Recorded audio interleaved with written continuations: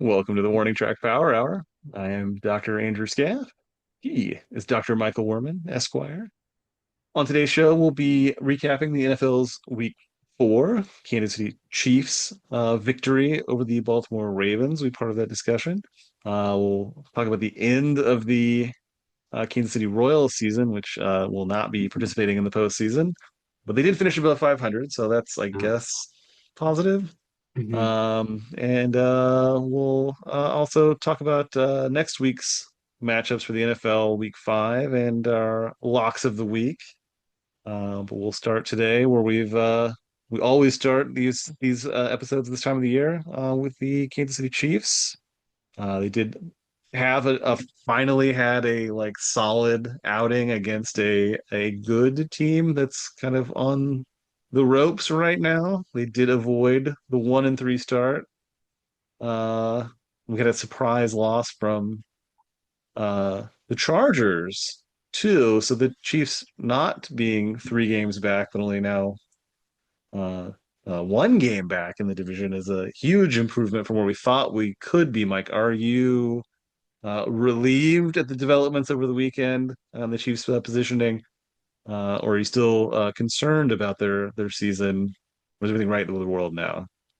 I'm still a little concerned, but I'm relieved that they did so well. I think for the most part things are going in the right direction. The defense is playing well, and it has been playing well the last 3 weeks. Maybe not the week one as much. They didn't play so well down in Brazil, but they seem to have played well against Philadelphia, against the Giants, and now against the Ravens especially.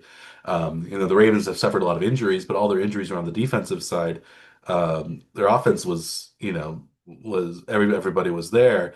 Lamar got hurt at one point, or at least he maybe was just taken out as a precaution because the team was doing so poorly. The Chiefs had a 17-point lead and were, cruising at that point, and Lamar Jackson seemed flummoxed most of the game. And yeah, other than the opening drive, the Ravens didn't really move the ball very well. So Mm. I feel good about the Chiefs' defense. The offense, I think, played pretty well. Mahomes himself played very well. Um, the running game still, I guess you might say, needs work, but they got enough out of it with Worthy kind of doing the end arounds and Kareem Hunt Mm. short yardage. Mahomes didn't need to really work any of his magic on the ground. He seemed to be fairly content to stay in the pocket. He had some deep throws this week that connected with Worthy, and then also some, a decent uh, throw to Hollywood Brown in the end zone, one to Tyquan Thornton in the end zone from a good number of yards out. So um, Kelsey even didn't play too badly, I didn't think. He didn't have a ton of yards, but he had some good spots. So it was, I think the Chiefs, this was by far, I think, their all-around best game. Um, Mm. but yeah, hopefully they can build on it. And it was also a game where it didn't look like they were in danger of. They did give up a garbage time touchdown to I think Justice Hill on that big run. Mm. But this was a 37-13 game. Uh, and the Chiefs looked like they weren't taking their foot off the gas either in the third or fourth quarter. So that was nice. Um, so yeah. Even with Lamar Jackson on the bench, they didn't Mhm. let up too, right? So Yeah, they had some gutsy fourth down calls. Yeah, it was a good win all around. And yeah, so how do you feel? What do you think of it? Do you think the Chiefs have righted the ship, or do you think there's still room to improve, or they're still missing Rasheed Rice? Is he going to make the team all that even that much better? Do you think when he comes back in a couple of weeks? I don't know how much it changes things, right? I mean, if they play like they did this weekend, then I don't know if there's a lot to worry about on the offensive side. But it's another weapon that they have, which sometimes may be almost a distraction though, too, in some ways, just having too many options. But it seemed like, yeah, Worthy made a big difference though. You think that the difference in this game was just having Worthy back, or just to have that one extra threat, or was there actually just like a shift in the like offensive mentality that led to that being more successful this week? I think I think it was a little bit of both. I think having Worthy helped, but I think also this the offense knew what to do. They were going for it a little bit more, and they kind of knew who they were, and maybe Mahomes is trusting his options a little bit more now because it wasn't because a lot of the long passes they didn't go to one of the longest passes went to Worthy, but a lot of the other passes didn't go to him. Worthy didn't catch a touchdown. He had one long run. He actually led the Chiefs in both receiving and rushing, but it was a really spread out kind of performance. Excuse me. So I need the sneeze button. Um, yeah, it At was. least it wasn't like right into a microphone or something, right? So yes. Yeah, we didn't turn on the echo button. An episode of Frasier where he supposedly confused the echo button with the cough button, which he, as Yes. my listeners know me for my echoing cough. Uh, um, but yeah, yeah, I think, I think having Worthy really helped. But Worthy, I think, has improved a lot as a player in general. I guess we finally get to see that, and so maybe that's again the reason why the Chiefs were so. I'll use the word flummoxed again. Um, but in San Diego playing against the Chargers in Sao Paulo because they had planned to use Worthy so much that game, and then he's out before they even get a chance to do anything. Um, Yeah. that really uh, put them in a bind. So, and then again they couldn't really quite adjust against um, uh, Philadelphia, except they used Thornton a little bit more in that Worthy role, and they finally got it going against Giants after a quarter or two. But Yeah. maybe this offense was built to have somebody like Worthy, and then yeah, again you wonder if because Rice missed most of last season, but he was the Chiefs' leading receiver the year before. Uh, Hmm. what these guys can do. Do you think if both of them are healthy, do you think Rice is the number one target or is Worthy the number one target? Oh, yeah. I mean, maybe that's something that it trades from week to week, even just like to see who's hot that day or who's not being double covered or covered by the number one corner, or whichever way it works out. So they seem to be like pretty dynamic in figuring out the weaker spot and maybe focusing on that when they can. So yeah, Yeah. hopefully it trades back and forth. It's not just one target that they're aiming for in the same role every time. It's maybe both, or even with Thornton too. Like having three wide receivers that can go deep. That's Hmm. a pretty crazy threat that we haven't really seen that much of from the Chiefs in quite a long time, right? I mean, just to having. I mean, there was like an Not entire. since Sammy Watkins was on the team. Right. Hill and Watkins, and you had Marcus Robinson who can go deep. Yeah. Oh, But that's been a few years, and that's yeah, it's almost like we've forgotten what it looks like to see that downfield threat actually connect, not just throwing it downfield, but yeah, having it actually connect downfield. It's a wonderful return, right? yeah. So it's something to party like it's 2019 again. Something like that. It's Pretty that. much. Yeah, it's a good Yeah. it's a good feeling to have, and hopefully they can keep it up against Jacksonville next week on Monday night. I originally thought maybe that Monday night game in Jacksonville was a sort of strange scheduling quirk because why do you want to schedule a game? Again, I didn't think Jacksonville was going to be that good, but they've started out pretty well, and Yeah. the Chiefs are always a draw, so maybe it's not as bad of a matchup as I originally thought. Again, Jacksonville at home as well is not considered to be the uh, most intimidating environment, although it's warm, I guess that's part of the heat, I guess, is part of it. Yeah. But especially in the winter time, maybe when everyone else is closed, it's cold. It stays warm there. But we will talk more about that game in a little bit. But um, more talk or yeah, any more talk about the Chiefs? Yeah, I had one quick question with the Chiefs. Do you think they removed every play that has Worthy and Kelsey crossing anywhere in the middle of the field from the playbook. I don't know if they, well, it's possible you would think because they removed every quarterback sneak from the playbook when Mahomes Yes. got hurt. But maybe I don't know because crossing routes those happen all the time. So maybe there's probably an emphasis placed on avoiding running into your own players. Maybe Or just more. like the depth of the route between Yeah. the wide receiver, even if it's the, the smaller wide receiver and the much larger tight Mhm. end position, don't make them cross in the same depth, right? Yeah. Yeah. Who knows? Uh, That might be and something probably then, something they worked on, but it could just it was a freak play. So yeah, I mean that we haven't really seen that happen before. This is just something. Yeah, I don't know. Maybe somebody ran the wrong route and just ended up in the same place, or if it was a design play, just didn't. That wasn't what was supposed to happen. I don't know. Or maybe it was supposed to. Maybe it was planned, Mike. Was it a conspiracy? seriously, Yeah, yeah, I yeah, don't think so. no, I don't think so. it goes all the way to the top Yeah. to the president. Uh, there was one weird situation late in the game though, where Baltimore did get that late touchdown.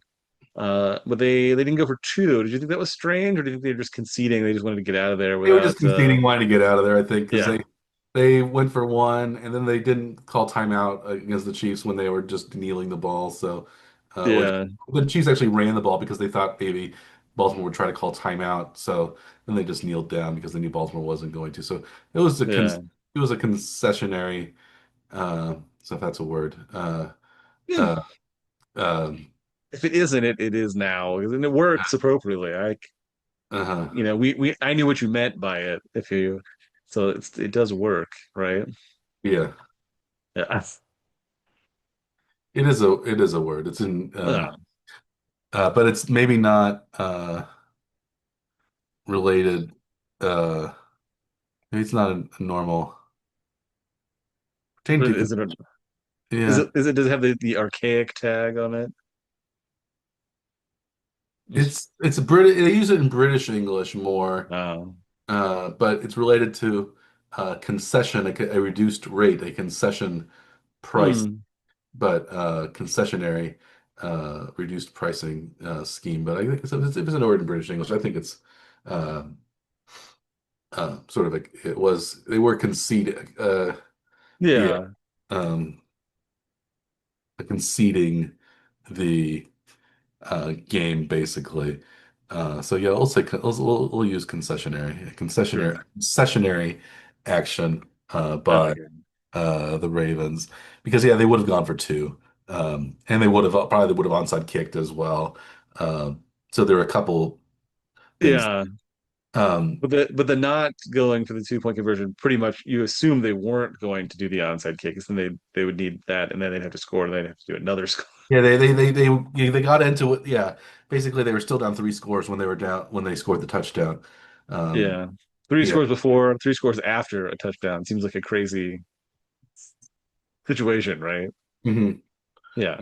Yeah, yeah, it must have been just, let's just get out of here with this, with not injure ourselves any further. We're gonna lose the game. We're not gonna score. Right. Right. Again, it's a regular season game, so you want, and the Ravens were beaten up quite a bit on the defensive side, at least. Maybe, and then they didn't have Lamar. They had Cooper Cup, not Cooper Cup, um, Rush. the Rush, yeah, Cooper Cup, of Yeah. course, now plays for the Seattle Seahawks, the wide receiver, former uh, LA Ram. But yeah, Okay. Cooper Rush, former Dallas Cowboy, now Baltimore Raven. Do you think Rush is an ideal backup quarterback for Lamar Jackson? Because he doesn't do really the same stuff, so he can't run the same offense as you would with Lamar. But you've been of the opinion that you like a quarterback that's a little different as your backup than similar, right?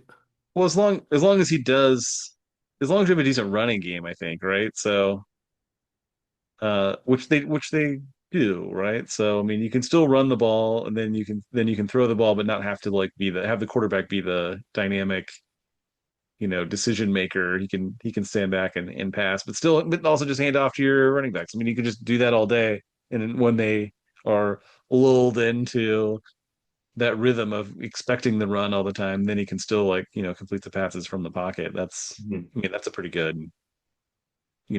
change of pace from the really, dynamic Lamar Jackson type. Yeah. But Yeah. it's easier to just run the same offense if you have another quarterback who can do that. But how often do you have two Lamar Jacksons on your roster? Well, you have you maybe you have Lamar Jackson, and then if you have, I don't know, they had drafted somebody young, if they would, or um, if you have just, Or old, like we always joke about some of the old draft picks, right? yeah, the Yes. elderly first round, the elderly 25-year-old first year picks. Right. Um, yeah, but like it seemed like the Ravens traditionally have had running quarterbacks as their backups. Huntley was sort of a runner. Um, I think Tyrod. They had Michael Vick as their backup for not Michael Vick, RG3, excuse me, as their back. RG3 as their backup for Lamar earlier in his career. So they had similar Yeah. kinds of players.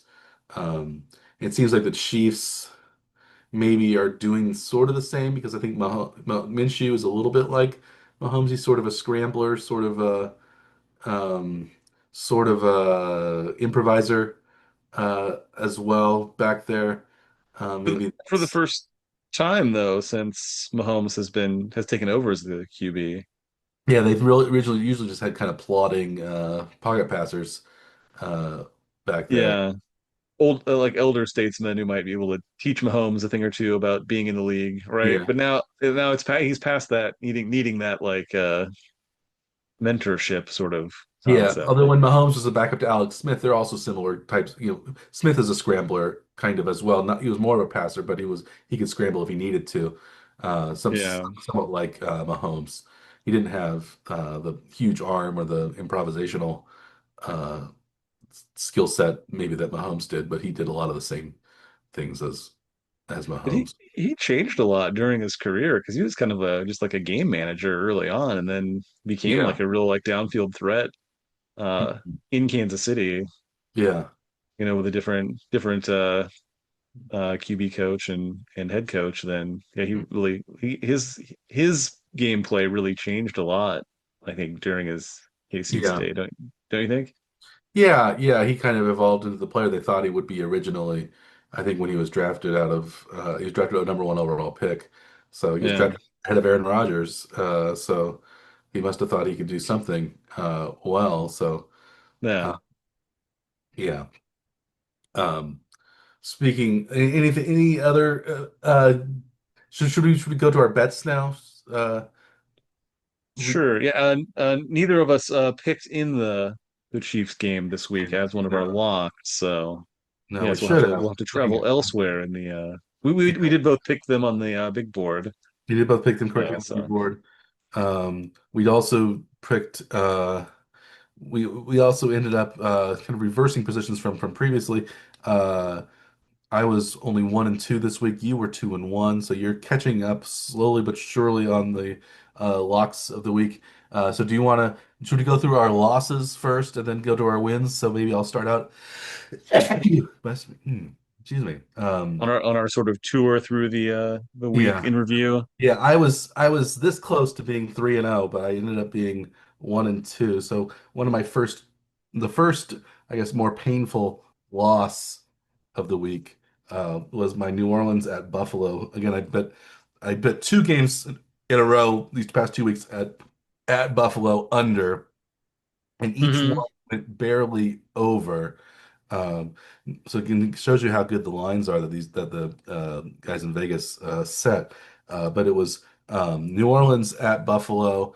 Um, it was a game that was 31-19. 50 points total were scored. Uh, um, but the over was tripped because it was only 48 and a half was the over under. And 13 of those of 50 points were scored in the fourth quarter. So I'm not sure when the actual over was tripped. It Just was outside the 2-minute warning. yeah with yeah with a meaningless field goal to a 9 point lead became a 12 12 point point lead. lead. Yeah, basically that is about as well. I guess it became two touchdowns rather than a touchdown and a field Yeah. goal. But it still stayed a two score game. But yeah, a 28-19 game became um, Well, um, a 28-19 under. yeah, 2019 under became a 31-19 over for Matt Prater. So Matt Prater both times has gotten me for this over under. So he's become my mortal enemy. That's no longer Michael McCorkle, Mac Jones, or even Aaron Rodgers. It's I think Matt Prater is my Matt current Prater. uh, Yes. my current nemesis because he has beaten me twice in a row with these over unders, and I would have been very close. So I missed that over under just barely because of Matt Prater. Um, and so that was a 50-point game. 48 and a half was my over under. I went under, so I missed that one by 1.5 points. How about your lone loss of the week, Dr. Scaff? My loss of the week was in one of the more bizarre games of the week, I think, with a game that ended in a tie too, which is ridiculous. But I had Green Bay at -6.5 at Dallas. I thought Green Bay would be able to, win by a touchdown or so. But Green Bay gave up a ton of points. They had a weird blocked extra point that got returned for 2 points the other way. It's like a 3 point swing there. But yeah, Dallas ended up able to make it, being able to take it to overtime. Dallas scored, I think, first in the overtime, which meant that Green Bay couldn't win by a touchdown. It was, and then yeah, Green Bay had a field goal as time expired to To ruin tie. to ruin any money line bets that were going one way or the Right, um, right, we're safe. yes, I guess they saved our money line bet because I think both of us had picked Dallas to lose that game, so we both picked Green Bay to win, but Green Bay right. tied at the end, So 40 to 40. we managed to push on the money lines, but Would you yeah. believe, or do you believe that the 40-40 score was a scoregami or not a score? Hmm. What's your guess? You would think that that would be a scoregami, is it? Was it Yeah, not? it was a scoregami. I looked it Okay. up earlier, so it was the first ever 40-40 tie. Yeah. I believe it was the highest scoring tie game in NFL history since at least since the merger, maybe since Yeah. before or something. I think there was a higher scoring tie That's game, crazy. but 40-40 tie.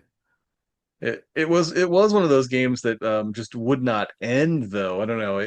Did you notice that too? That it was Yeah, I fell asleep actually in overtime or before because it over. had to have been well after midnight on the East I Coast, right? woke When up, it yeah, I ended. fell asleep at the end of the game. Then I woke up kind of, it was overtime. And then I think Dallas had scored, and I think I fell asleep again. And then I Yeah. woke up to discover that it was a tie, Yeah. which I hadn't, yeah, I didn't know. Even in your dream-like state, you didn't Dream of a envision a tie. tie. Yeah. No, no. But like, both teams used both of their timeouts. They used like every second of the clock in the overtime, and it still ended in a tie. Mike, are you satisfied with the tie game scenario for the finish, or would you rather them have some way to like make it so it never ends in a tie? You gotta let the game go on forever, or have just sudden death, and have no time on the clock. I don't really care if it's a tie in the regular season. That doesn't bother me. It messes up the Yeah, playoff seedings sometimes, but it's kind of a little boring. yeah, You don't get that many ties usually, maybe one or two a year at most. Uh, yeah. so, This isn't soccer, Mike. We're not supposed to end in ties. Games don't end in ties. well, are you predicting this is the only tie this year in the NFL, or will there be one more? I would. Well, the way the rules are set now, I think it encourages the possibility to have ties especially because the playing time is not a full Sure. quarter; it's only 10 minutes. 10 minutes. So I think it actually like sets the stage to have more ties than there would be possibly with the previous rule set. But it seems unlikely. I think the only one other game had gone to overtime. I think in the first now 4 weeks of the season. So we've had two overtime games. One ended in a tie. Uh, I mean, I would bet against another tie game, but I don't. That's the first tie game since 2022. Yeah, There were I two think, tie but games this, in 2022. Only one in 21, one in 20, one in 19, one in 18, or two in 18. So in 2017, that's when the NFL shortened the overtime period from 15 to 10 minutes to and reduce I to. don't, I don't see the point in that. I don't know what that is supposed to have accomplished by knocking 5 minutes off the overtime clock. It's just to maybe put some urgency on it, I guess. But teams Yeah. are still going to play slow or fast, whatever they, however they play, whatever they think will benefit them the most. And if it means like the other team doesn't get the ball again, then Yeah. Well, now also it's worth each it to team use the time. even each team will have a possession in in overtime now. So like Yeah, even if you score an opening touchdown, you don't win the game, uh, right, which they've changed it. So um, right. So I think that that allows for the possibility to for there to. I like that both teams are guaranteed a possession. I think that makes more sense. I don't know why they didn't go to that initially instead of the way they have been having doing it. a field if they only scored a field goal, you could get another. Yeah, I mean, who cares? Yeah. Just play another period anyway. It seems like that would make more sense than just like And just even if they play a full 10-minute period or play a full 15-minute period play a and just, full 15-minute period, whatever the score is at the end of that is what the end is, right? So if they want to slow it down so only one possession happens, then if you can do that, then that's an yeah. advantage that you have. That's a strategy that you can employ to ensure your victory. I'm okay with that too. So, but Hmm. yeah, I mean, if you're gonna say both teams are guaranteed a possession, then you got to turn the clock off essentially, right? Uh-huh. Because like the first team could just use 14 minutes, and the other team has one. Or you use 9 minutes, and the other team gets one. That's not. I mean, Yeah, they could use even the first team could what? go more than 10 minutes. There are drives that go longer than 10 minutes. What happens Yeah. if the first team spends all the time on the clock? Do they get an Well, untimed drive or it's what? just over, right? I guess it would That's have to that's be. why that's why the clock part of it makes no sense. Just get rid of the clock and play it until somebody wins, or just moves on to another period. It does it like the time on the clock is meaningless, Yeah. right? Is what it should be because it doesn't make sense with the other rules. But I mean, there's a lot of rules in the NFL that don't really jive with other rules that they have in the league too. So Yeah. because there are different rules for different parts of the field, like the sideline, you know, Mm. is out of bounds unless it's by the goal line, and then it extends beyond the goal line or beyond the out of bound mark. Yeah. That kind of stuff. It doesn't matter what they say. They can make sense. They can cram it into whatever however they want it to make sense. If the offense fumbles the ball into the opposing team's end zone, it goes out of bounds. It's a touchback, like they recover possession somehow. Like, these things don't make sense. Like the other rules that they have don't jive with those some of the other rules, right? Yeah. So I mean, I don't know. I mean, I think this is better, but it's still not right. So you're still going to end with ties sometimes. Then they're not going to be satisfying. I don't think. Yeah. Overtimes are cool though. I mean, I want to see overtime games. Like they are entertaining. It's like it's just bonus football, and that's good. That's good for the sport. That Yeah. makes any individual game potentially more exciting. So, uh, Should there be a field goal kickoff or something like that if there is ends in a tie? Or do you think they should just end in a tie I mean, if it's between that and playing a different game to decide who wins, then I'd rather just have it into a tie. rather than some sort of shootout type of situation? Yeah, that's what I felt like in baseball, like the All-Star game, they had the home run derby sort of thing Yeah. to Or do decide the winner. But or do that's in an exhibition game. It's not a regular season game. yeah. So I'm okay with it in the exhibition scenario because it's still an exhibition. It doesn't really matter. Or there's the college football overtime method. Do you like that better? Yeah, because there's no real clock in that one. So it's more that's more fair, I think. And it's already been tested as a method, right? Like we've seen it in the college model and it's successful. And, Yeah. you get a, It's been tweaked a over the years. satisfying into a game. Although 18 although wins, now 18 loses.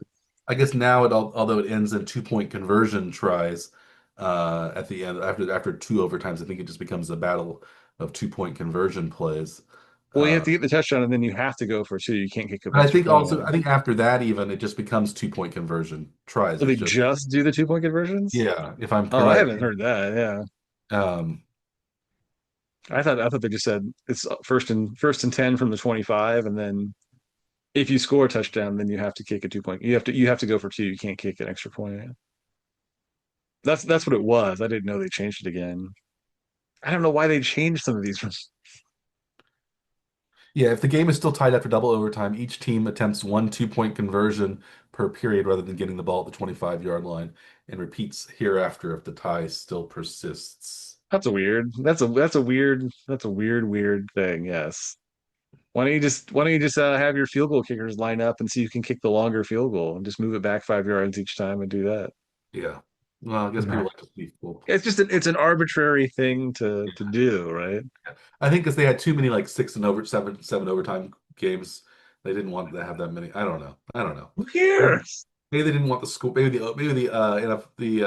gamblers didn't like the over unders being manipulated that much with so many Well, overtimes. completely destroyed then, right? Yeah. Because some games end Yeah. up being like 70 to 63 or something because they played so many extra periods Uh, and they were able to score consistently there. Yeah, no, yeah.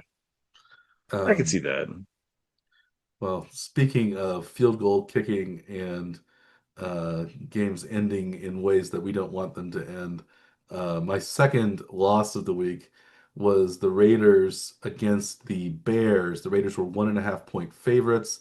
The Bears ended up winning that game 25-24 because they blocked a field goal that the Raiders were going to kick as time expired. A makeable field goal within, I think it was within 50 yards. It was a 40 something yard field goal that Carlson was going to kick but it was blocked. One of many blocked kicks this year in the NFL. It seemed like there have been a lot of those. But yeah, so the Raiders lost 25-24. Had they kicked the field goal, they would have won 27-25, and I would have won that bet. So I was mere, you know, I was very, very near 3-0, but I ended up being 1-2 because of a blocked field goal and a made field goal by Matt Prater. So now I have uh, two. So these two losses are by the slimmest of margins, but also kind of goes to show that the NFL odds makers know what they're doing when they're making these lines. But yeah, kickers are going to be like all over your nemesis list then, aren't they? Yes, Yeah. Of all the positions, the kicker position is going to be your most hated position. yes. So why don't we get into the wins, Dr. Scaff? Since you're 2-1, why don't we start talking about the locks of the week that were successfully locked? So my first win of the week was actually the international game. I had that was the Minnesota at Pittsburgh, but in Dublin. Yeah, Dublin. Dublin, yeah. Pittsburgh ended up winning that one by a field goal. We actually both picked Pittsburgh to win. They were underdogs by 2.5 points. We both took Pittsburgh. They ended up winning by a field goal. But my lock was on the over under. I had them over 40 and a half. Yeah, final score 24-21. So they're at 45 points. So 4.5 points over. Not decided by a single field goal. So Yeah, so you were it was a late touchdown, I think, scored by I don't remember who scored the last touchdown, but I think Minnesota scored the last touchdown to come close, if I was correct. I actually wasn't paying attention at that point. Um, but either way, yeah, congratulations. Minnesota did score a touchdown, 2:08 to go, almost the exact same time stamp as the Buffalo Yeah, Matt Prater field goal that Prater in the field goal, game. yeah, Yeah. that went over. Yeah, two overs at the 2 minute mark. Um, well, So yeah, it was 24-6 with 11 minutes to go in that game. And then yes. Minnesota scored 2 touchdowns for the over. So my congratulations. I'll cover my lone win of the week. Was also an upset pick that I picked on the big board. This was Jacksonville plus 3.5 at San Francisco. Since Nick Bosa was hurt, I thought maybe even Brock Purdy might not even play. So I was a little bit bearish on the 49ers, who were 3.5 point favorites against the Jaguars. 3.5 was a lot. I thought maybe 2.5 would have been something to consider, but the 3.5 was quite a few points. And Jacksonville's been playing pretty well. I don't. San Francisco's been being ravaged by injuries again this year, so I picked the Jacksonville Jaguars plus 3.5. They actually won outright, 26-21. They won by 5. So I was about 8.5 points clear of on that pick. So that was my lone victory of the week. But Jacksonville, of course, will play the Chiefs coming up next week, and sneak preview. I have a bet on that game as well. So we'll see what how that turns out. We'll talk about it when we get on the other side of our baseball coverage. But first, let's talk about your final luck of the week, Dr. Scav. My final pick was in the Philadelphia Tampa game, which neither of us were able to pick very well on the big board on the spread. Uh, but uh, I expected this game to be a little bit high scoring, uh, and so I had the over at 44 and a half, and Philly ended up uh, winning that game 31-25, so 56 points, well over the 44 and a half for my Yeah. second win of the week for the first time this season above 500 on my locks of the week. So maybe I finally righted the ship. So yeah, that makes you 4-8 That's right. on the season and Minus $400. minus $40. You're And well, I can't you're remember. one. You're 5-7. 5-7. Yeah. So one pick better than me, but $200 better than me right now. $50, but 5-7 to 4-8. So our locks of the week haven't exactly been uh airtight, but maybe they're getting maybe we'll get there as the season goes on. Usually we're a little bit worse off at the beginning of the season, and we start to get a little bit better in the second half of the season.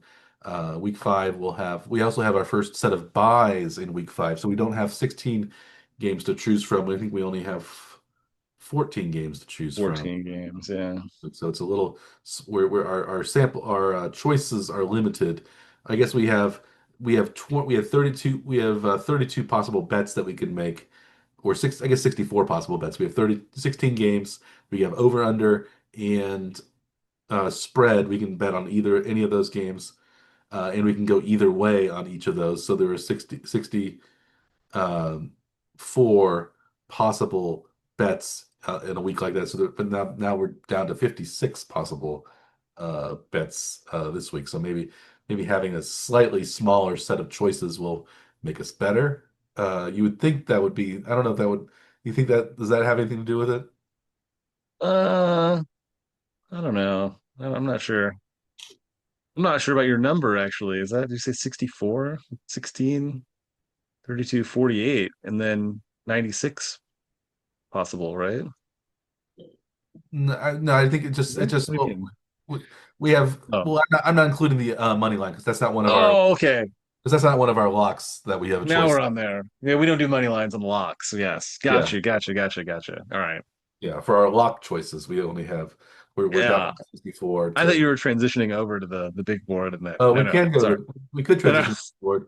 Um on the Yeah. big board on the big board this week, I almost broke even. I was just down $35. So all that work for losing $35 out of my 4,800. You were down a bit higher. You were almost down $600 dollars this week. It was the spreads that killed you this week. Yeah, Um, totally killed me on the spreads. Yeah. yeah, I was not so good on the money line. Not the money line, on the over unders because they were mostly overs this week. 10 out of the Yeah. 16 overs. I picked all unders as I usually do. Um, and so That was what cost me most of my money. I actually lost $451 on the over unders. You actually gained $313 on the over, so that saved you from an even worse week on the over unders. It would have Um, been a total disaster if I hadn't gone on the over side. Yeah. yeah, Although well, I didn't pick that many overs, but I had you picked the right only overs. 6 overs, but You looks like cashed 5 of them were correct. you cashed on five of the six overs that you picked. Yeah, Yeah. So that's and 2 of my locks were overs, so that yeah, I think that may be a preview for what you may see from me in the my locks of the week for this week too. yeah. Maybe I found a little bit of a knack at selectively choosing overs, Mike. So I'm gonna try Well, that again for this week. we'll see. We'll see. Well, so that leads us into next Maybe. next week. But first, do you want to talk a little baseball before we get into uh okay, or should we talk about our season totals on the over unders and the big board. Our season Oh yeah, total, yeah. we cumulatively have I am down $841 and you are down $1,125. So So um I doubled my loss for the season yeah, today. and So that's not good. So you have surpassed me now. Yeah. I have lost I guess less. I have surpassed you by now having lost more money than you. Yeah, I have lost less money somehow than you have, but I still have lost money. So neither of us are doing so great. And I think it goes to show that you shouldn't be making bets on every single um, NFL game. You should be picking the ones that are good for you. Although we haven't done that well either. So maybe, yeah, Our selective picks have not been great. yeah.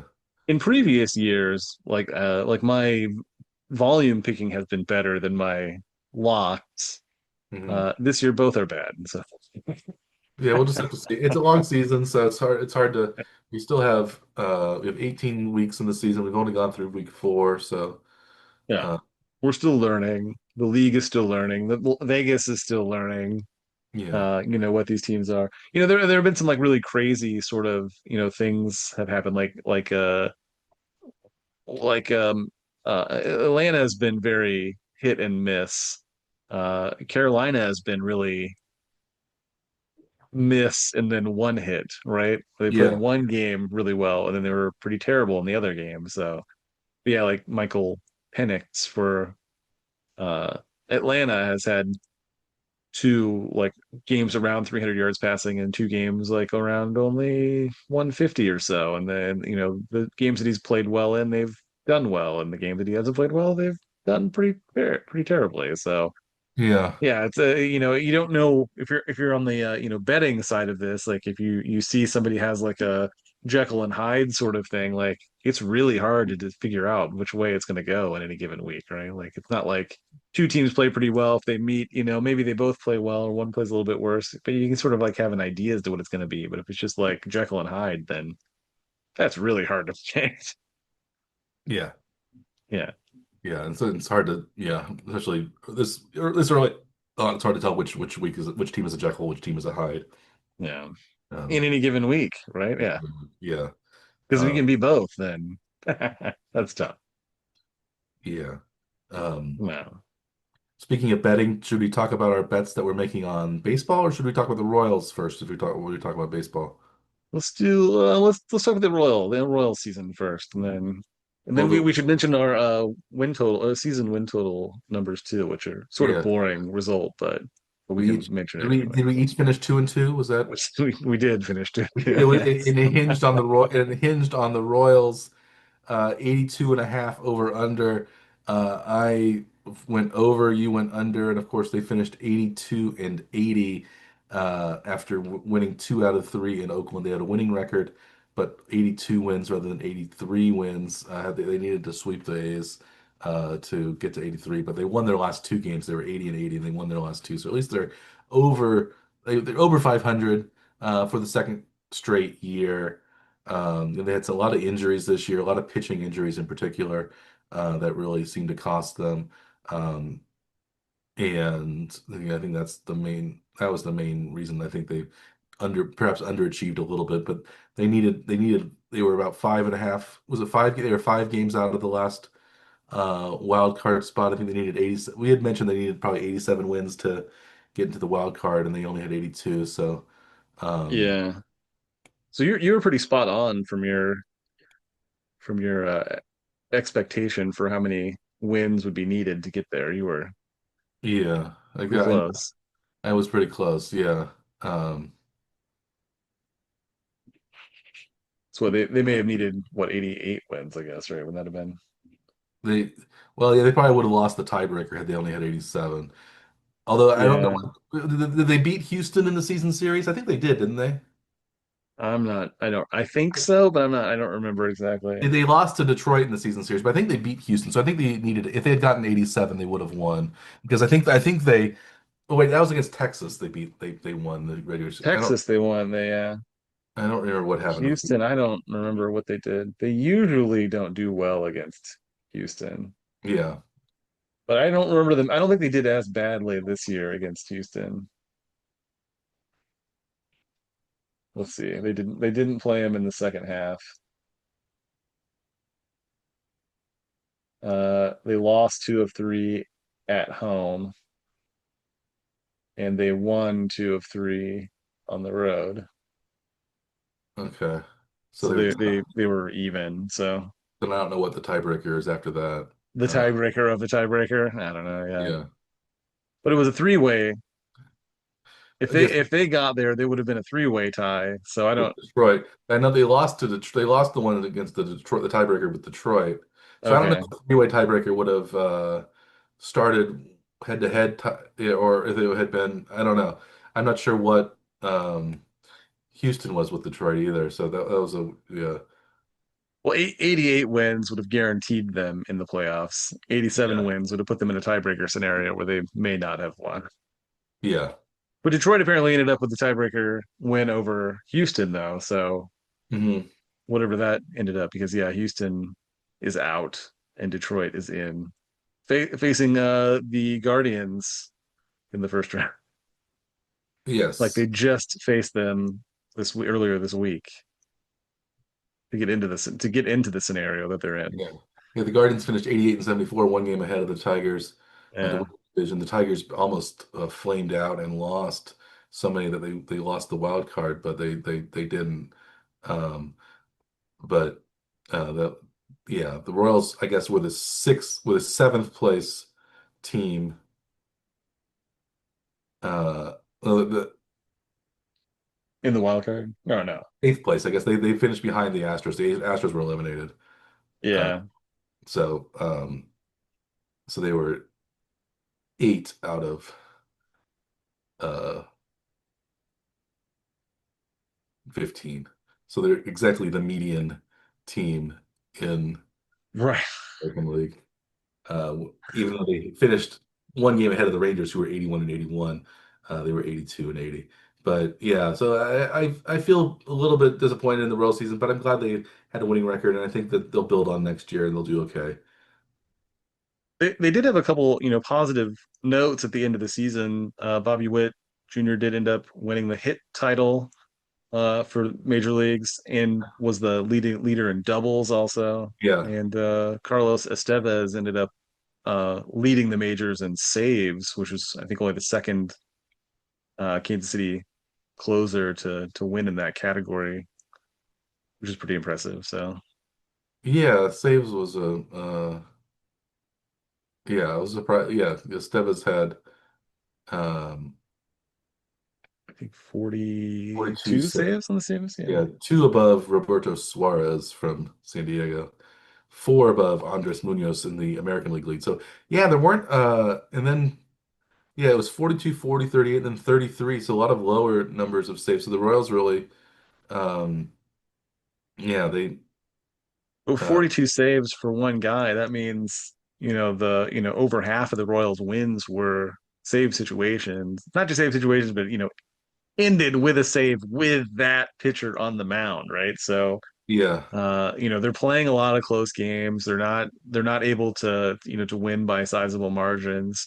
But they had a healthy Estevez for the whole season, right? He didn't miss a big chunk of the year, so that that's a promising sign. He's still under contract, so they don't they're not trying to replace him next year. So that's another promising thing that the Royals have going for them for next year. As Bobby Witt also is going to still be the Royal for the next year and Mhm. well, like 9 more years after that, something like that, under the current contract. I think that the team alluded to the Royals maybe extending Sal's contract. Also, did you catch that in the Hmm. postseason conference? I guess with the general manager and manager, but they have not picked up his option though for next year. Maybe looks like they're going to extend his contract. Is what the speculation is on Sal. Hmm. Um, you think that seems to be a decent idea though? Don't you think that for the Royals and continuing their Salvador Perez era? Yeah, I think having him around is going to be good, and not letting him go because he's the sort of heart of the team. Also, they with Carter Jensen now maybe as a solid backup slash even maybe borderline starting catcher with have Perez more at DH, more at first base, save Yeah, him. But yeah, Perez had another. Yes, he started out pretty slow this season. We were worried whether he was done or not, but then he had a great finishing kick to the season. Had more than 30 home run. How many home runs did he have? 30? I think Something like right on 30 yeah. and finished with like I think exactly 100 RBIs too. And so they uh Sal and Pasquantino each finished with over 100 RBIs. I think there were only like 7 or 8 players in the American League that had 100 RBIs, and the Royals had two of them, which is kind of Yeah. impressive. And neither one was Garcia or Bobby Witt, who actually Right. were their two top players in wins above replacement in WAR. Bobby Witt was actually third in the MLB in batting uh, WAR, and he has at least on Or and Garcia was number 15 in the league, in all of the major leagues, not just the American League. So um, that's impressive. So I think that there are like promising things to look at in the season. I don't think the record is something that they should probably be paying too much attention to, but what they do in the off season is going to be pretty important. Are they going to try to go find other guys to fill slots, or are they going to just hopefully let it ride with some of the young players and like let them develop and hopefully improve? Uh, I mean, hopefully they're not going after more mediocre players that are going to take playing time away from their young guys. That's the scenario that I don't like that they seem to be yeah, infatuated with though. yeah, it's bringing in the Randall Grichuks and the Yastrzemskis and the Fraziers and things like that. Yeah. Because they had maybe one good little stretch, they bring them in full time. So yeah, you worry about that. But you also worry that the younger players might just not be what they're supposed to be. So you want to have somebody who can take their place if they need it. But yeah, That's fine. I don't have a problem with that strategy, but they're not. It's not how they play it. They yeah, play them equally or toward the favor of the veteran who we know is not part of the future of the franchise. So that's what really bothers me about how they've handled stuff like this in the last couple of years. Because it's preferential treatment to players that they know aren't part of the future, yeah, rather than you know trying to make the young player develop and turn them into the player they want them to be rather than just waiting to see if they might overtake the guy that they've purposefully put as a blockade in their way for some reason. That isn't helpful. That's that's annoying to watch, Mike. yeah, yeah. Well, are you gonna, speaking of annoying to watch or not annoying, are you going to watch the playoffs this year that the Royals are not in? We've got the wild card round that just started. All four series just started this week. We also made our bets in the wild card series. Each of us predicted that the Yankees would defeat the Red Sox. Each of us predicted that the Padres would defeat the Cubs. Both of those teams have lost, of the teams that we predicted to win, have lost game one. So it's 1-0 Mhm. Chicago over San Diego, and it's 1-0 Boston over New York. We also each picked the Dodgers to win over Cincinnati. The Dodgers are winning their opening game 8-1 now, so that seems pretty comfortable. But we split on the Guardians Tigers series. I picked the Tigers to beat the Guardians, and the Tigers are up 1-0 because of Tarek Skubal start. They won 2-1 this afternoon. So, but we'll keep track of that, and then by next week, maybe some of these wild card series will be over, and we can make bets on the um, divisional They will series. definitely be over because Best of best of five. they're only best of They're three only best of three. That's right. for the wild card. Yeah, I didn't remember that they were that short. I was actually literally just looking it up just to make sure what it was because I thought it was five, but no, it's best of only three. So being down 1-0 is kind of a big deal Yeah. for the betting lines. We're not off to a great start uh, on half of our picks, and then the other half are mixed for. Yeah. Well, we're good on one, and then we split on the other one though. So Yeah. Oh, we didn't. Oh, we you're didn't. looking good. I guess we didn't mention our season over unders.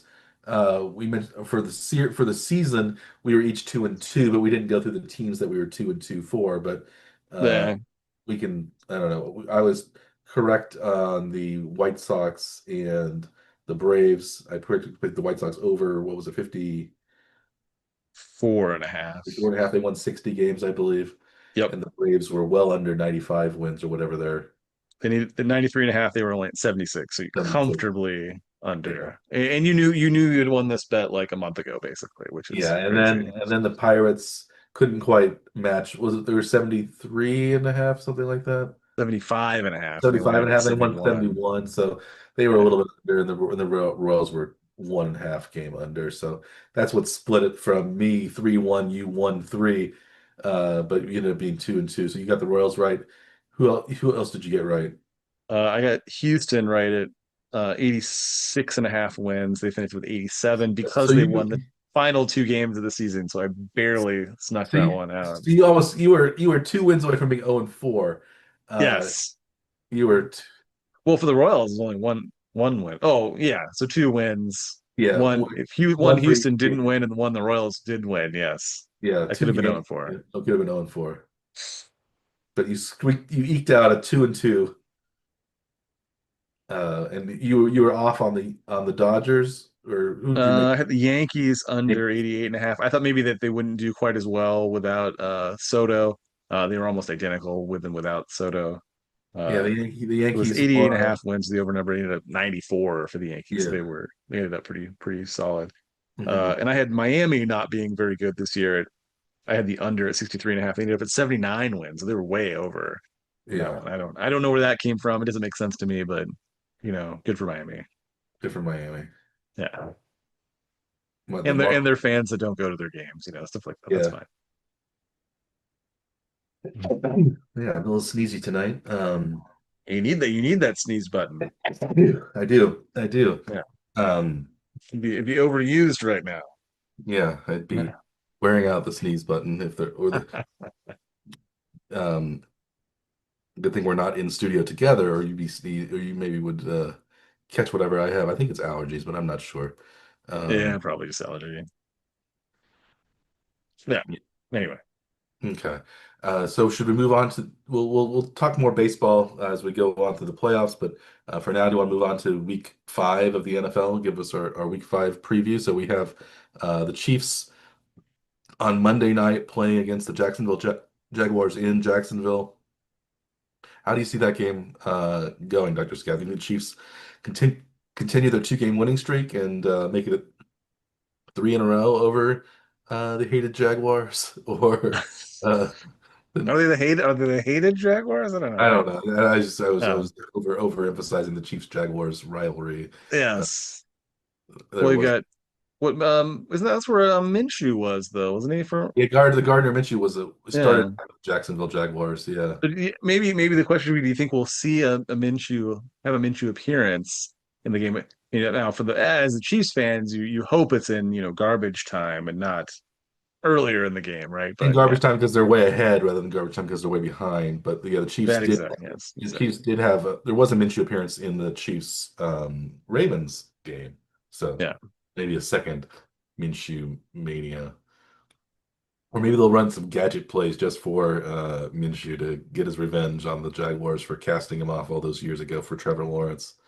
That'd be pretty cool, actually. I think that, that'd be nice if they would work that in somehow. So yeah, that'd be kind of cool. But I don't expect it though. Yeah, No. I don't think they'll take Mahomes out for Minshew, even with Minshew's Or have uh, them both on the field because you don't want the risk of like some weird play where like they run into each other somehow or a something, double right? quarterback. Well, I have always wanted to see a two quarterback offense.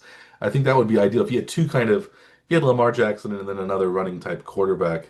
Um, two guys who could run really well and two guys who could throw pretty well. That would be Yeah, and then directional snapping, which I think would be part of the two quarterback offense. You'd have a shotgun approach sometimes, and you wouldn't know necessarily who the quarterback was going to get the ball if you could have right. a very adept, dexterous center who could snap going either direction. Um, Would the quarterbacks know which way it would be in the the plan, ball's going? yeah. Yeah, Or there would be a lot of laterals between the two quarterbacks, one to receive the toss, the yeah, and then one to get the ball second. So I still think that's the offense of the future is the two quarterback offense. yeah. So then would defenses have to assign two different spies then, like a spy for one quarterback and a spy for the other quarterback? They might. Yeah, that'd be like you're inventing a whole new layer to the modern NFL offense and defense both, Mike. You're gonna make coordinators, heads explode here with I'm this sure some concept. people have thought of it, but nobody's ever gone through with it from what I've seen. Um, Yeah, you see a lot more of like quarterback might run off as like a motion man sometimes, and they'll snap it right to a tight end or a running back, most likely a running back, right? Like the sort of yeah. wildcat sort of offense. That's not so much a directional snap change Mhm. though. Yeah, Yeah. I guess you would also have to have which you decide which quarterback would be the signal caller, which one would just be the because they yell one would yell out hut hut hut, you wouldn't probably switching cadences between the two might be confusing at the same time. So maybe that's something Right. you could use a silent count maybe. And only one QB can have the radio headset too, right? So, Yeah, yeah. There are I guess there are some schemes that use two quarterbacks, hmm. but it's not in. Yeah, it's maybe some high schools or small colleges maybe have used that. Uh, You're gonna have to talk your way into being a high school coach somewhere just to implement this offense and prove that it works, Mike. yeah, yeah. That can be the basis of a new TV show produced by the Morning Track Power Hour. Mhm. That's Well, according to Sports Illustrated, KU used two quarterbacks in the same backfield at sometimes.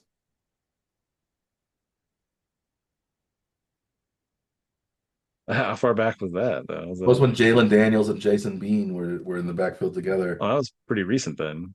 Yeah, That was just 20. like a year or two ago. Yeah.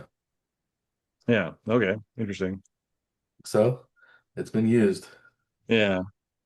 Well, we don't expect to see that this week, but it's a No, possibility. no. But anyway, yeah. So you think the It's on the Chiefs radar now. you think are you worried about this game? Is this a trap game? Going again, they're riding high off of the Sunday afternoon victory over the Ravens. Maybe they're thinking, okay, we're back. We don't need to worry about the Jaguars. Or do you think they'll be ready to play? I mean, it seems like they've been progressing, right? Like week one, the offense didn't look so good, defense didn't look so good. They sort of, the offense has seemingly gotten more together as the season's gone on. The defense seems to be doing on the same sort of trajectory. So I don't really, I mean, I don't think it really matters who they're facing. I think they're kind of on their own timetable for making progression through the season. So I don't think it's going to be a trap game sort of thing. I think they seem pretty in tune right now. I hope it continues to be the same way anyway. Do you think it's a trap game sort of scenario, or do you think it's does the opponent not matter Well, I for don't know if for the the Chiefs? opponent doesn't matter, but I don't see it as a trap game. I think having it on Monday night makes if it were maybe a noon game on Sunday, one of the many noon games on Sunday, it would maybe be seen as less special. But having it on Monday night, prime time, national TV audience, um, I think the Chiefs will be primed to play. And so much, I think that's so much that I will make that my first lock of the week, Dutterscaf. I'm picking the Chiefs, who are favored by 3 points over Jacksonville. I'm picking the Chiefs -3, so I think they will win by, I guess, 4 points or more against the Jaguars in Jacksonville on Monday night. So that's my first lock of the week.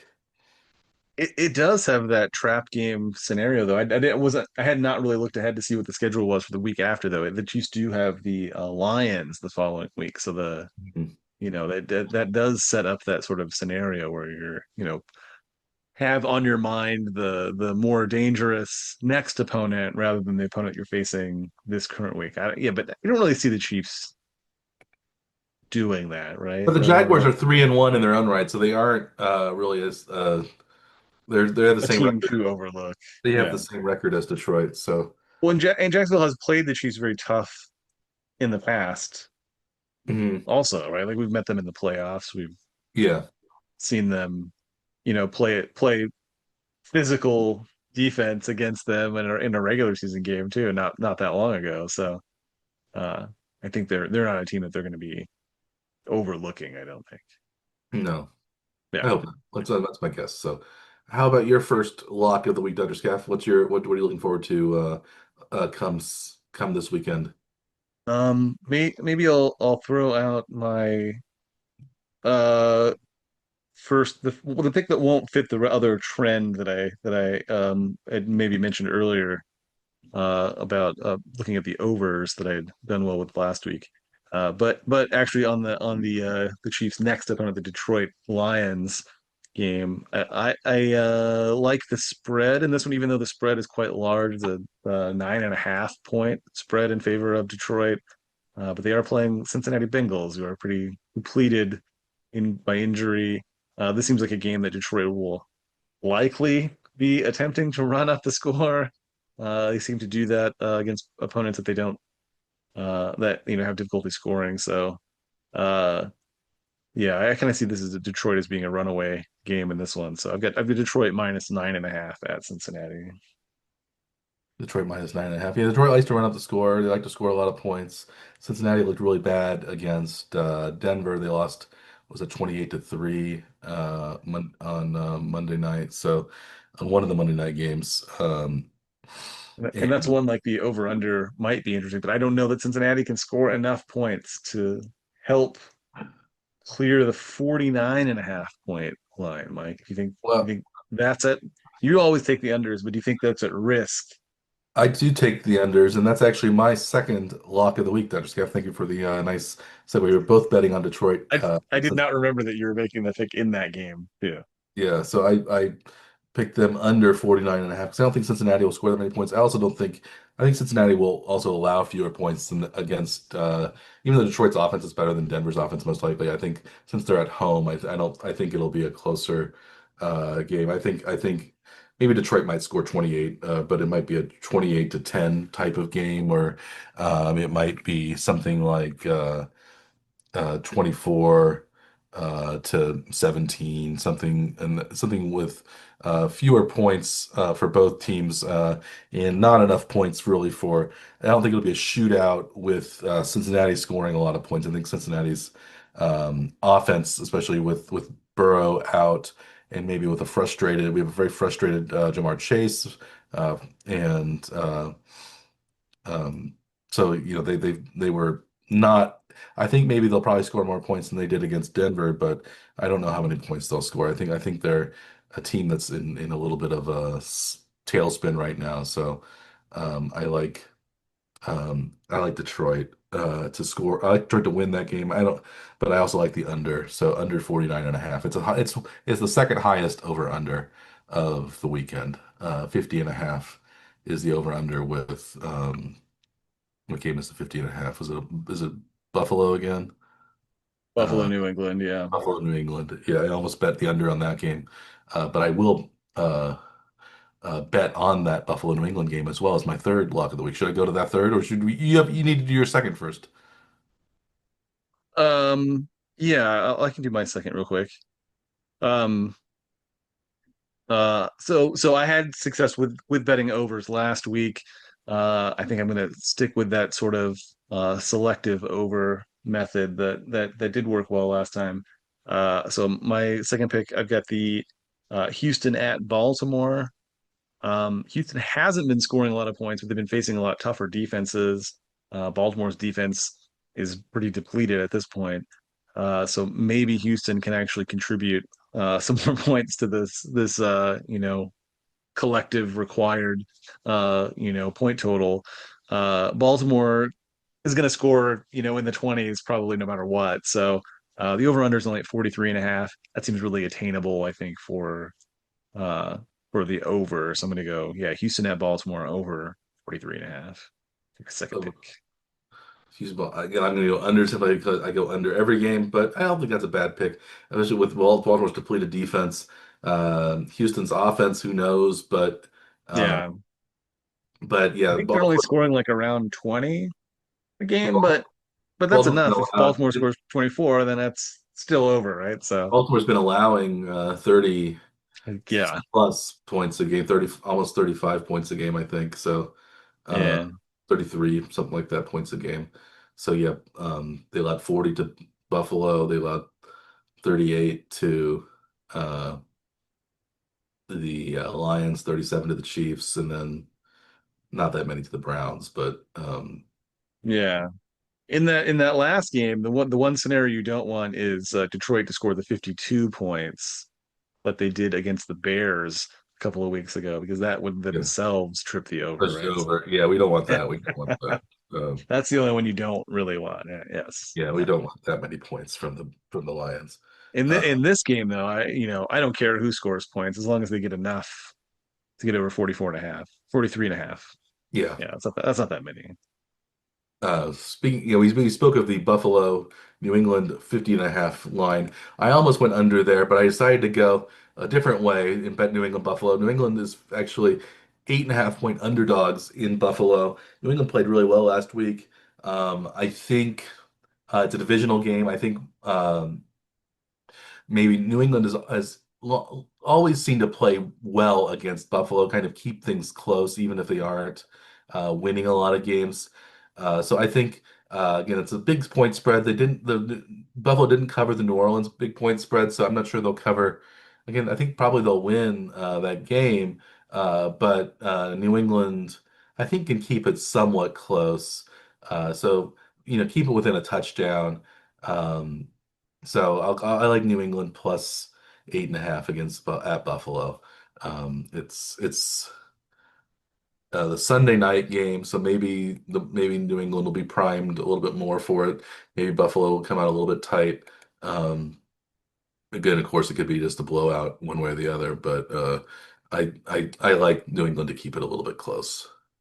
I'm a little But surprised it's the Sunday night game, but I don't. yeah, It's a great well, what game. what New England's coming off their best game of the year too, so maybe they're riding enough of a high to at least keep it close, right? Maybe even threaten Yeah. enough to maybe force Buffalo to win it late somehow, or at least Yeah. just hold on, sort of thing. hmm Yeah, Yeah. Yeah, it's not the greatest week in terms of marquee matchups. Uh, the Rams 49ers is a pretty good game on Thursday. Denver at Philadelphia could be a good game too.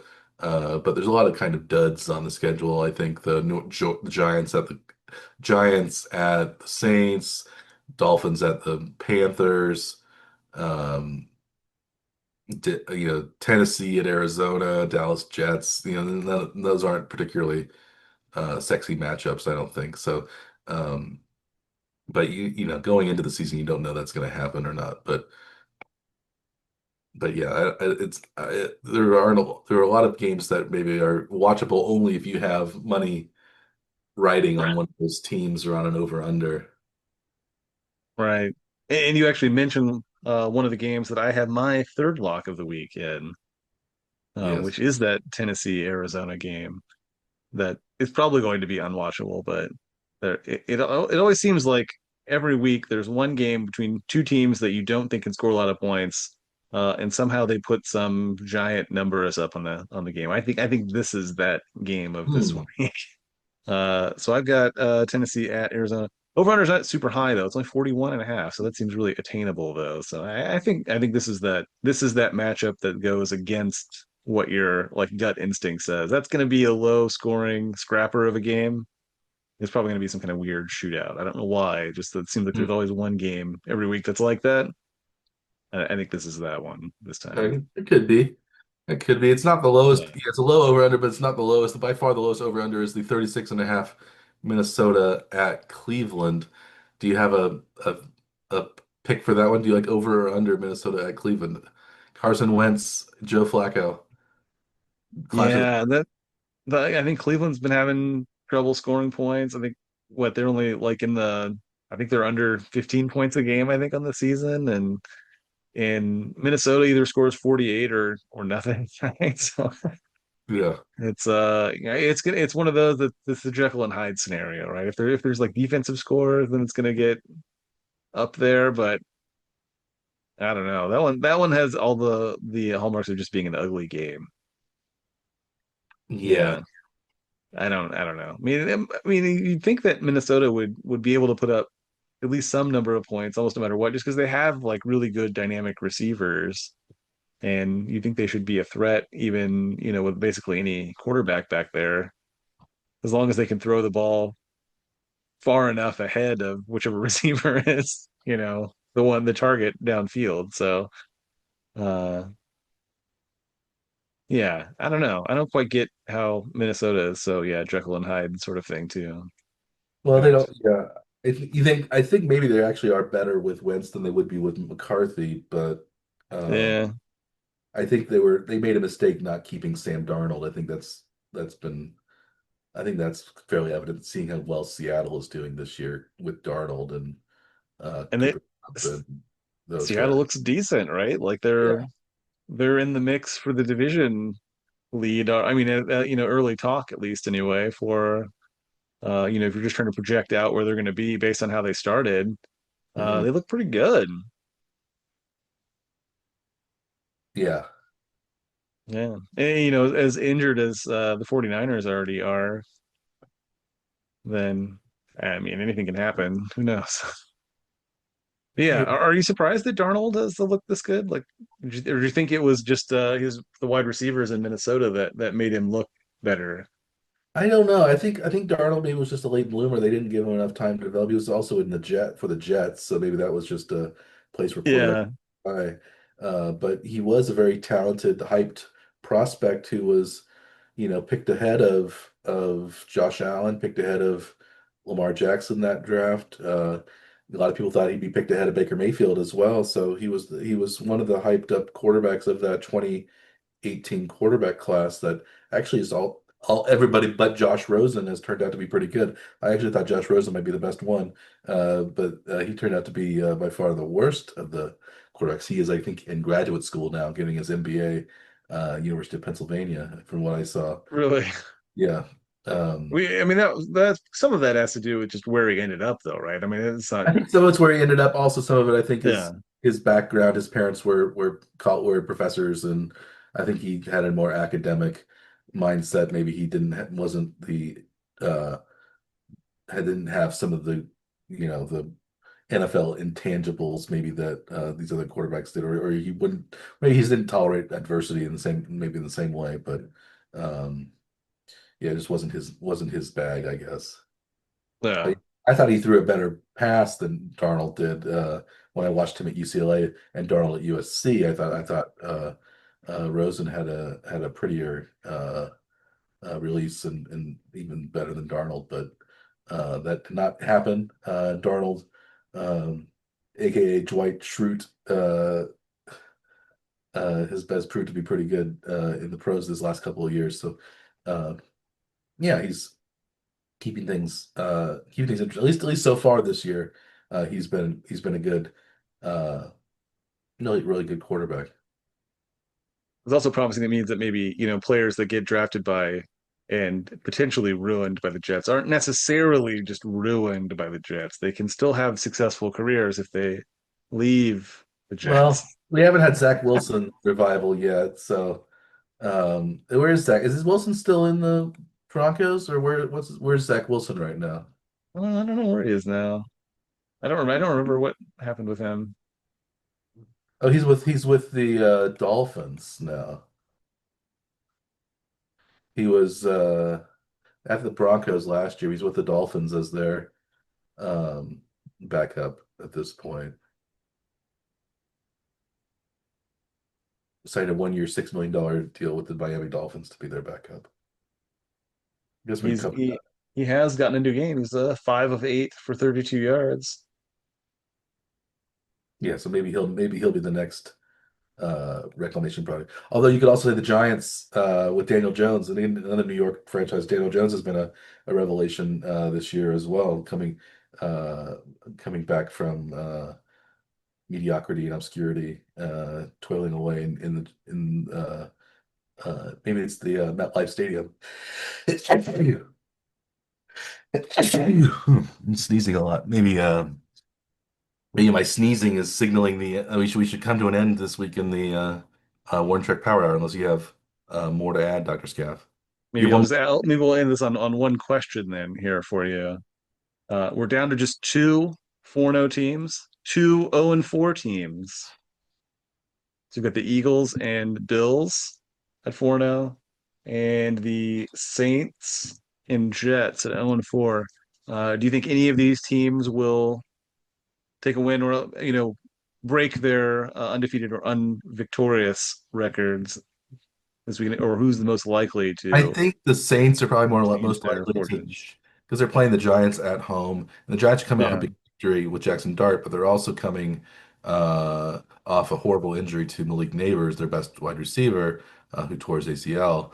So one of two great wide receivers who tore their ACLs. Again, Tyreek Hill also seems like he tore his ACL along with some other ligaments in his knee this past week. So I think it's the Saints at home against the Giants. I think maybe they can sneak out a victory and hmm win the first game. So that would be my. Because I don't think Tennessee is going to win at Arizona. I don't think the Denver Broncos are going to beat um, the Philadelphia Eagles.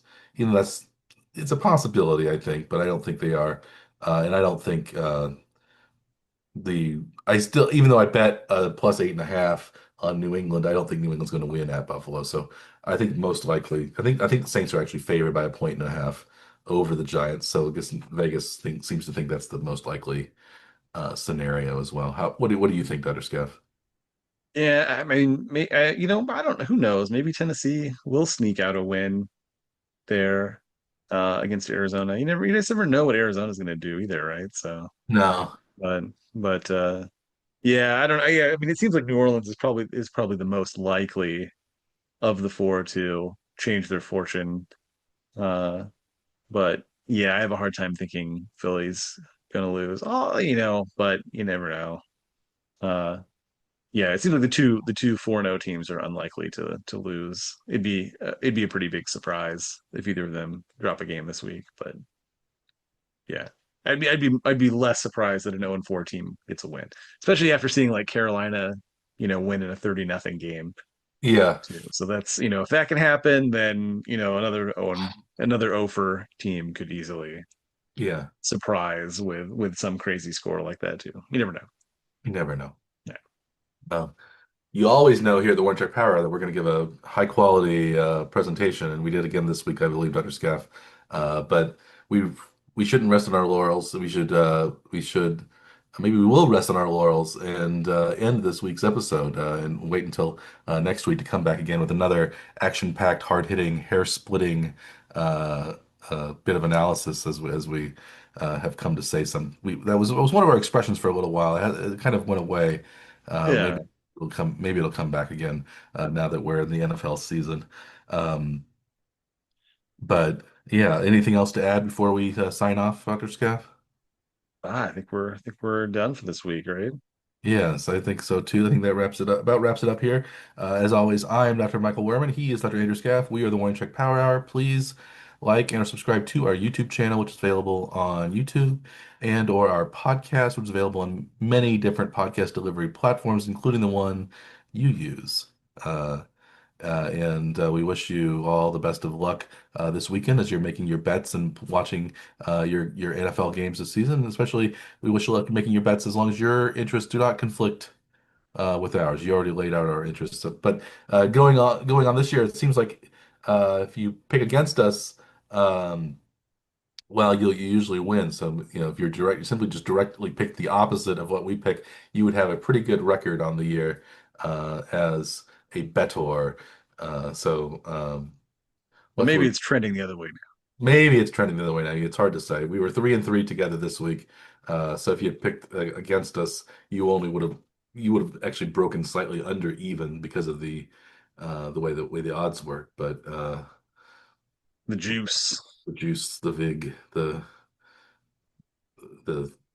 yeah the slight the slight bit of profit that automatically goes to uh, Las Vegas. So Yeah. um, yeah, they have that's why Vegas is undefeated in when it comes to winning over the course of years and years and years. Most people lose money gambling unless they're maybe select few professionals can do it, but we haven't become that select few. Well, although we've had times where years where we've made more correct locks of the week than missed, Yeah. and we would have come out on top slightly, but still not enough to make a living, of course, as a professional gambler. We're not quite to that status yet, but maybe Not we're yet, getting not yet. We're getting there. Yeah, we're there. inching ever so close. So We, you, we also are avoiding the parlays, which I think are the ones that seem to really uh you know favor the casinos, the yeah, sports yeah, books. the sports books really the parlays are fun, but yeah, they really are the odds. You should make separate bets most likely. You won't win the big money, but you also won't. Your odds are better. Yeah, If you're making, even you make four bets in a row, you should be getting 16-1 odds, but usually you get something like right, 12-1 odds or something like that. right, Uh, if you have a right. 14 parlay. Uh, Yeah. I know. I remember there was one time I definitely should have made a parlay, but didn't. Was when I was doing like a pick'em game with a UFC card, and I picked all of the card correctly. Like ooh, all 10 bouts, I got them all right, and I was like, oh man, that would have been one gigantic payout. Even if it was a small bet, it would have been a 10 leg parlay. That would have been a big yeah. payoff. Well, what might have But no, been, didn't do that. Yeah, what should might have have done that. Should have done should have done it. Well, it. what you should have done is to tune in next week in the past. What you should do, I suppose, instead of should have done. You should have done. Yes. You should have listened to our podcasts the last few weeks. You can always go back and listen to those old podcasts. They're still as timeless as ever, even if they are. You can always go back and make fun of our hot takes and our mistakes. But you also can find occasional nuggets of wisdom found in there as well. We didn't go on many tangents this week. Hmm. Talking about we haven't talked about any pop culture items. Maybe we'll have something for you next week that we got a little started a little bit late this week, so we wanted to hurry things along uh, and make this week's podcast a hard hitting and action packed and fluffless Laser focused. laser focused. Yes, um, jam packed full of content situation that we're now, but now, of course, now we're we're falling falling on the from the way on the wayside because we're running off the rails, and that's what that was the phrase I was looking for, running off the rails. So we'll get back on the track and head to week 5 next week, where we'll in the next week's episode of the Power Hour, we'll talk about week 6's action. We will review week 5. We'll also talk about the baseball wild card playoffs, and also the divisional round ALDSs and NLDS series, and have a lot more fun for you next week. So until next time, we will wish you a good day.